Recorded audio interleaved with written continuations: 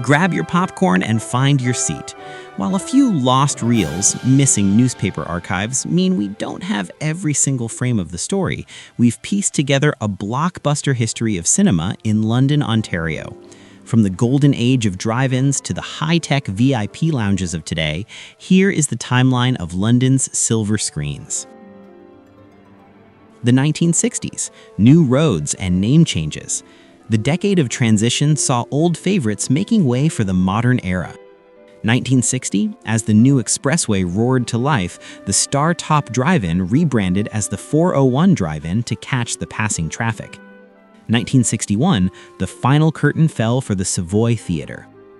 1964, a corporate takeover saw 20th Century Theatres grab Loews, renaming it the Century Theatre. They later added the Little Century for a double feature feel. 1965, a double loss for downtown, as both the Grand and the Victoria Theatres closed their doors.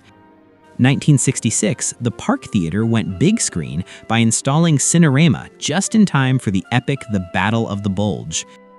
1969, 20th Century Theatres was added again, rebranding the Centre Theatre as the Mall Theatre. The 1970s, the rise of the multiplex. Londoners started getting more choices under one roof. 1970, by the turn of the decade, the International Cinema opened its doors.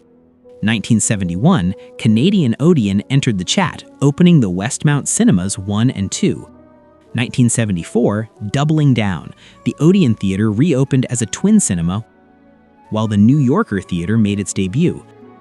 1975, the Cine City Theatre enjoyed a brief blink-and-you'll-miss-it run, opening and closing within the year.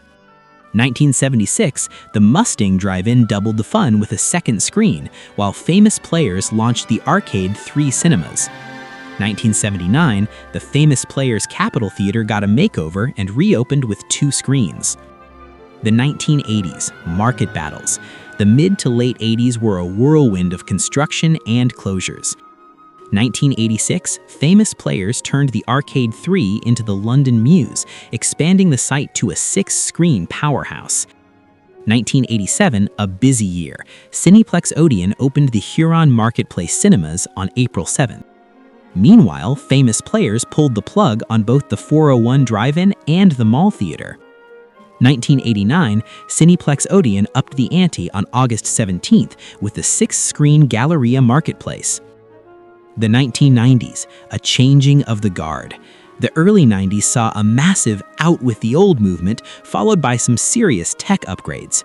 1990, a rough year for nostalgia. Famous Players closed the Century, Little Century, and the Park.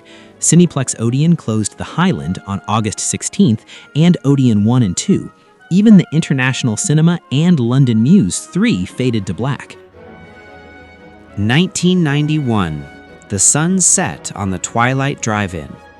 1994, expansion at the Cineplex Odeon Westmount, which grew to include screens 3 and 4. 1996, huge news for film buffs. The IMAX Theatre officially opened. 1997, Famous Players landed in the South End with the Wellington 8. 1998, the Western Film Theatre began its run. 1999, the New Yorker Theatre officially closed. 2000 to 2026, the modern era. The new millennium brought stadium seating, luxury treatment, and the return of a local legend. 2000, the big one arrived. Famous Players Silver City London boasting 12 screens and stadium seating, the biggest in town. 2001, the Cineplex Odeon Galleria Marketplace got a new lease on life as Rainbow Cinema 6.